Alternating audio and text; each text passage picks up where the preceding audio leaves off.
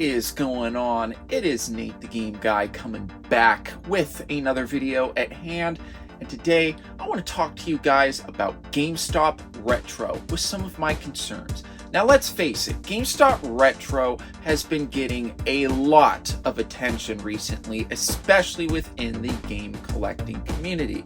Essentially what GameStop is now doing is they're dedicating certain sections of their stores, and in some cases entire store locations, to where it is just retro video games. Sounds pretty cool.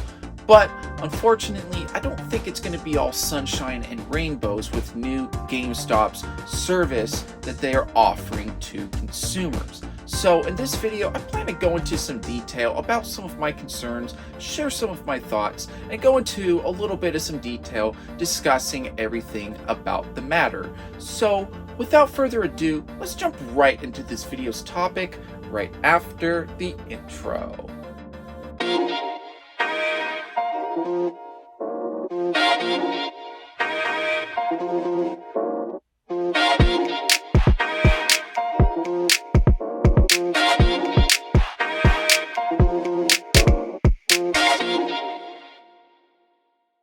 Alright, so before I jump right into this video's topic, I just want to give a quick moment to just say, if you do enjoy the video at any time, please do consider giving the video a like, because it will help boost it up into the YouTube algorithm. And of course, please do consider subscribing and turning on bell notifications if you enjoy game collecting tips, and other video game related subjects, because those are things that I do talk about a lot onto this channel. So if you do hit subscribe and hit the bell notification button, I will really appreciate that.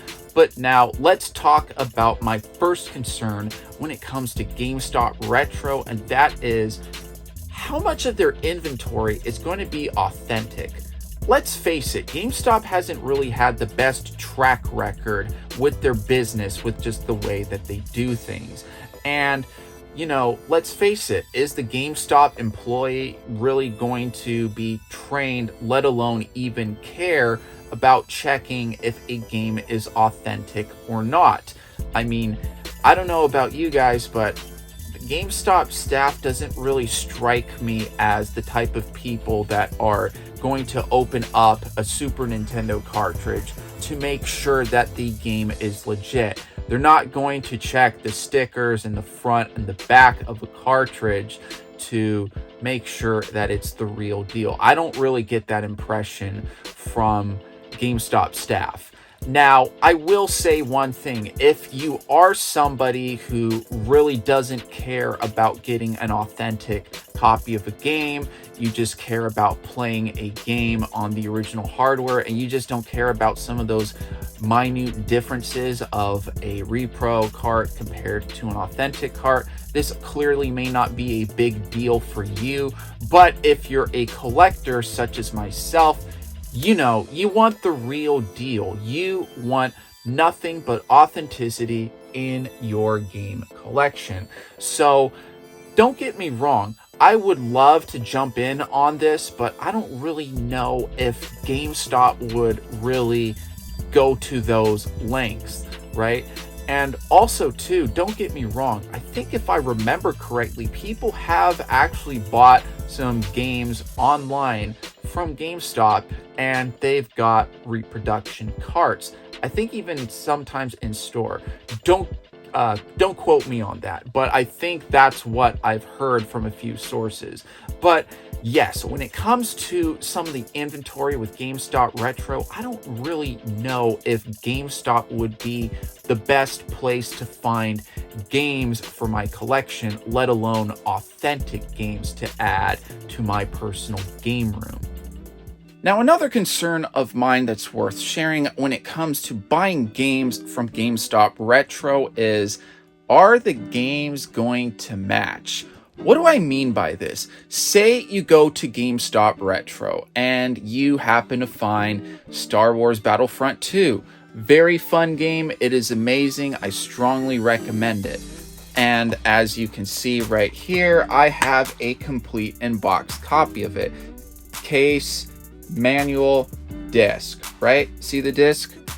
Now, here's what I mean by if GameStop is selling a game with a disc that doesn't match. See, I've also got the Platinum Hits variant of Star Wars Battlefront 2, also complete in box, case, manual, disc. However, what I'm talking about is, say they're selling a copy of Battlefront 2 and they've got a Platinum Hits disc put into a non-Platinum Hits case. Now, I realize for some people that may not be a big deal, but again, if you're a collector, you might want to avoid shopping at GameStop Retro.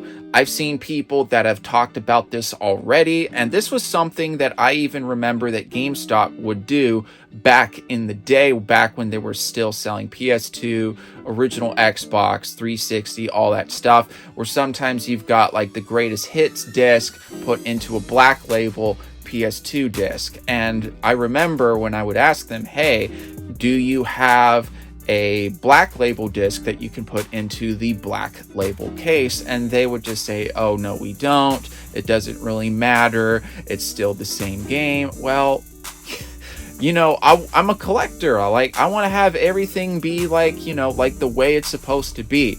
Now, I realize too that you could also make the argument that you could just ask the employees that, hey, can you make sure that you put in the right disc with my game and all that, right? And that can happen, and I've dealt with it before back when GameStop used to sell older inventory.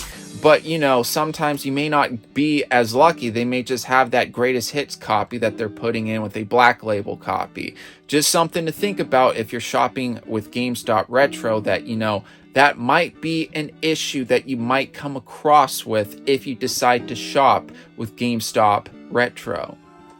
Now, this is a question that I really do have to ask in all seriousness, and that is it really even worth it going to GameStop with the whole GameStop Retro thing? Let's face it, I've already talked about some concerns already that I've had with GameStop in this video, and I also have to talk about too are the selection of games, right? Like, you will see in some cases that they will only have disc-only copies of games, which, okay, fine, whatever. Game stores already do sell games that sometimes game that they have is like a disc-only copy of said game. I get it, but I also have to ask too, like, what is their retro selection like really like? And what I mean by that is some stores, they just have such small sections of like retro games where it's kind of like, I don't want to say that it's not retro, but it's not really retro. What I mean by that, it's like you'll go over and you'll see like 360 games, PS3 games, Wii games, and yes, those are older consoles, but usually when people think of the word retro, they're thinking of like, you know, like older, like really older stuff, like Super Nintendo and 64 and Genesis, right? And don't get me wrong, there's a bunch of fantastic games on Wii, 360, and PS3, but, you know, I think that's really something to consider too, is like, you know, your selection at your nearest location may not even be that great. And I really do have to ask, if that is the case, you know, would it really even be worth going up to a GameStop just for that type of selection? Of course, you know, what you could do if you want to save yourself some trouble is call up your location, just be like, hey, how big is the selection of games with GameStop Retro? Are you participating in this? Right? You know, you could do that. But again, I do have to just say, like, you know, that's just something that you may want to think about too. You know, is this really kind of like, you know, worth it for you to, you know, check out the GameStop Retro thing? Because like I said, selections are, you know, they vary at store. And I know you could say the same thing about stores in general, but I really do mean by the fact it can really vary. So just something you may want to keep in mind when it comes to GameStop Retro.